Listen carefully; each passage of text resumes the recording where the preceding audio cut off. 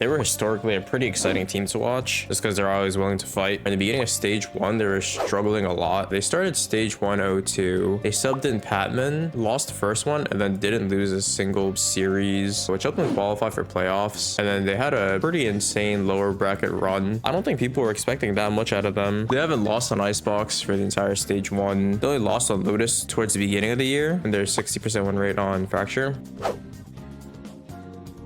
If KG Turret watching the A main push, Forsaken and Device start B main, and the rest of PRX are starting Arcade. They flashed the Arcade angle, and T1 smoke popped the Vice Thorns to stop the push. You can see the Vines expire, and the Meteor tries to replace the Vines he just threw. And for PRX, like that means they know for sure that Meteor is playing Tower, so they just full send it up there. And they pinch him from B main and Arcade. There's not much you could do as Meteor against this. Jinx double satchelating into Tower, Neon walled off sight, stun sight, and he's running straight into Tower. Sylvan trying to help, he's just overwhelmed. Like something just runs out the smoke, and then Patman stuns Sylvan off the sound, and he's gonna swing and trade this. So I like this play a lot from them.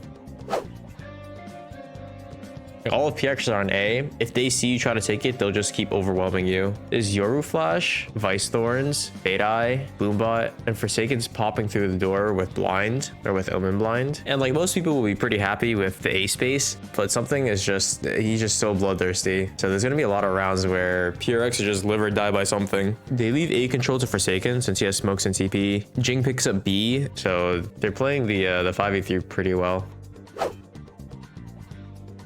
So this round starts with another A fight, and they nade Rubble, flash Root, and Jing catches Buzz with a nade, and something spams into the smokes, and now they're in another 5v3. The last time they're in this spot, what they want to do is like reset and just watch the entrances of A, B, and C. You could really let them plant and then just play the fight after, but it's PRX, so they're gonna take some stupid fights sometimes. Like you can count util, yeah, it's Breach Stun, Omen Blind, Rockets, so you can instantly tell it's all three. Let the rest of your team rotate over, play the fight, but they take the fight early and they leave it into a 3v2 before the fight even happens. You have double Thorns to stall, you have Flash, you have Wall, but you just lose everything instead. And then Forsaken just swings out first. Yeah, he gets picked and it's a 2v2. You're gonna have random tosses just because someone wants to ego swing, take the fight before everyone's ready.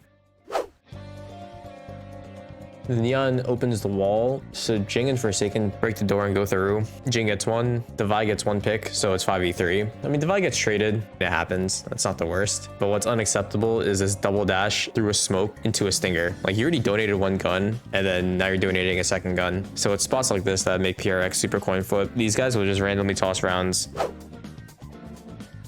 I mean, this is just a something gamble. I understand he's looking for the timing because off the drone, they don't think anyone is close. And if he jump peeks it, they can catch him off guard. It's good that he goes for these plays because when it works out, it's really good. But in this round, they lose all of C for it. Yeah, and Omen's holding the space in CT, so it makes it really hard for Jing to get through.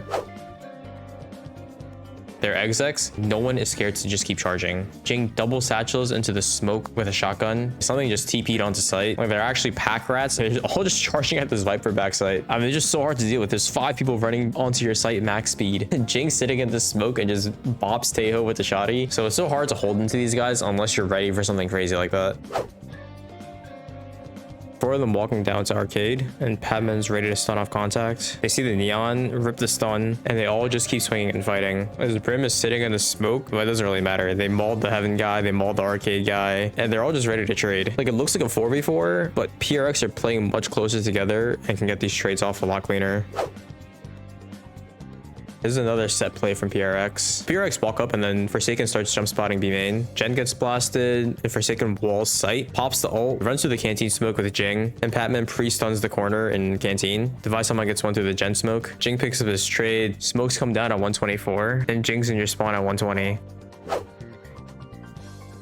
So Boom ripped the breach ult. PRX jump out the smoke. Forsaken uses his neon wall to split the site. He jumps out, sees the breach, slides on him with the fingers, and then he slides onto clear sight. And PRX see that one's under and one's main, and the trades come out instantly. Like, everyone's eyes are on Forsaken to see who shoots at him first. And the trades just come out so fast.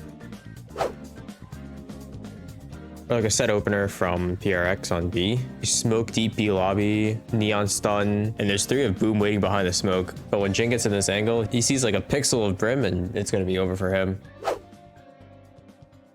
You see something right next to drop, and you can see KJ break the alarm bot. The Vi pops the molly, and something smokes off drop, which is like a pretty normal response to hearing someone by dish. But something jumps into his own molly and smoke and walks through it instead. Like he's just willing to take these gambles. So he shuts down the lurk on his own with, I would consider it a pretty Coinflip play.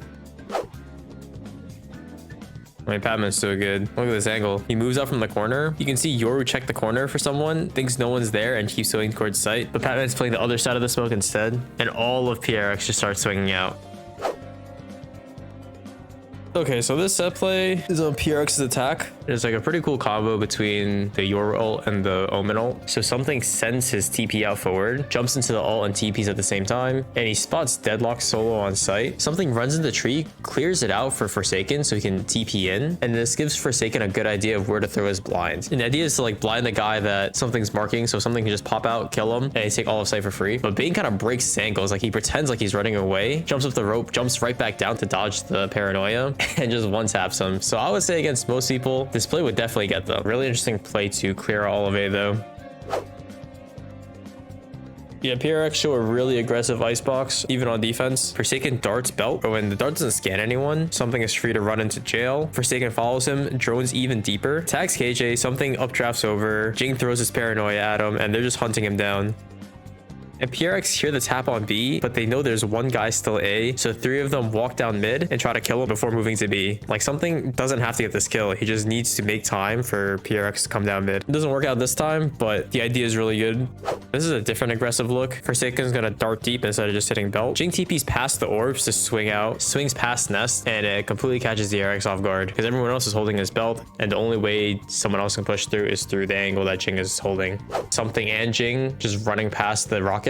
Like, are you gonna expect something to tank a full rocket just to set up his op early? Jing TPs to pipes, and something is opping lower. And because of the last round, DRX changed the Harper wall they send out and played a little bit slower. Blocks off the angle that something and Jing wanted to fight. So 2 of PRX hop on top of 410, spam through nest, and get the jet running up to belt. You see something running on the bottom left corner, straight to jail. Something gets one and dashes out, so it's just 3-4 different aggressive looks out of their defense on A.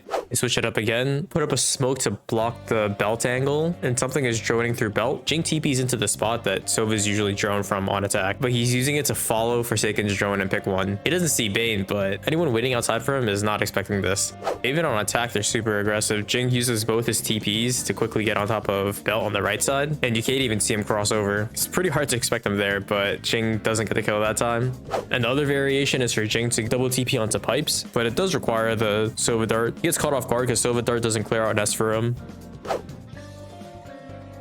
You can never really think you're safe. If something walks through the vice wall when most people would just jump peek it, and he's just sitting in the smoke. The Vi rips KJ ult. He knows anyone on B is forced to leave, so he's just sitting in the smoke waiting. He hears one guy spam next to him, and because he was sitting and waiting in the smoke the entire time, he beats the timing of the vines and the molly from Brim and Vice, and he gets breach as a reward. Who's gonna expect Brim to put an attack smoke like that, run through the vice wall, and just sit in the smoke?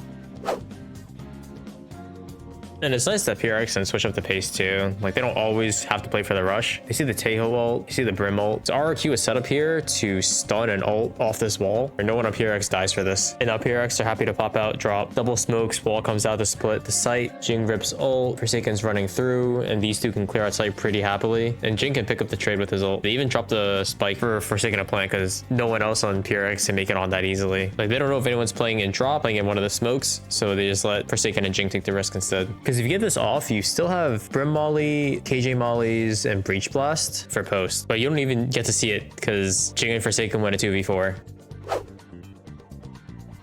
Yeah, but then you have in plays like this. I don't really understand why Jing double satchel through a smoke on RRQ's eco. Like, he just donates a gun, gets one. It's not even like that CC for him. No stun, no flash. They don't lose a round off of it, but I don't see the vision behind that one. Yeah, it's just more aggression on defense from PRX. They're 4 stacked towards B. Device playing completely off A. I think that smoke is supposed to block a KG turret that watches mid, but the KG turret's not actually there. This 4-man flank catches enemy Viper out, and Device not going to be punished since he's playing so far back. And PRX just continue to run it. Jing's gonna paranoia close, so with Dart's gonna clear out the rest. And Device playing pretty passively from mid into A. Device is gonna have to try to kill as much as he can. And it's pack rat PRX again. They're just gonna move together, swarm the site, and trade each other out. Something runs through both rockets, gets tagged by the knife, and he still continues peeking. Could have looked really in, but this is the upside of letting him play like this. Like if he's on, it's so hard for the enemy team to play because he's doing all these like unconventional things. Yeah, RRQ go for this fast A rush, commit the plant, commit the KJ ult, but PRX don't care. There's 8 seconds left. They're just gonna run it. They don't want RRQ to pick up the guns that Forsaken and Patman drop. They're gonna take the fight while they still have the gun advantage and try to close it out in 8 seconds. And it works as no one is scared to just keep running forward. It was really close too. Like the last guy dies with 1 second left. So the fights went a little different. They could have looked so stupid. When something's confident and he has the op, he's willing to take these angles that enemy team isn't expecting. He'll re-swing you when you don't think he will, but then he also re-swing you like that too. So you just got to be happy with like the 70% of the time he gives you a kill you didn't really set up, and you just have to live with the 30% he dies. It might even be like 80-20.